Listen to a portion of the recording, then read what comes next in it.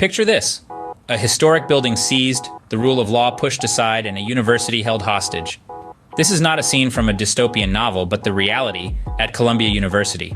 Protesters, under the guise of activism, have taken over Hamilton Hall, repeating a scene eerily reminiscent of the anti-Vietnam War protests of 1968. But what are the criminal implications of such actions?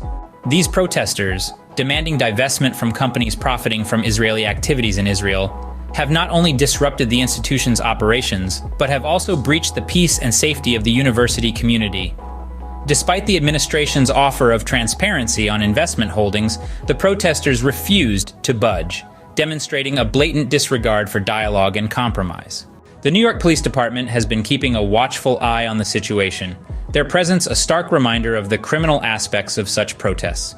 The law is clear. Occupying a building without permission is an act of trespass. It's a crime, plain and simple, and yet these students have chosen to ignore this, facing suspension and even risking a federal lawsuit alleging failure to address anti-Semitism.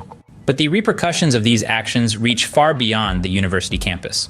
Similar protests have erupted at Rutgers University, potentially setting a dangerous precedent for other institutions.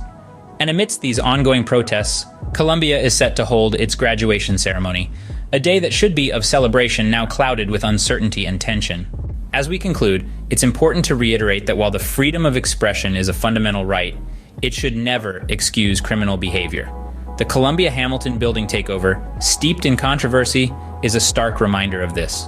The law is not a buffet where one picks and chooses what to follow and what to ignore.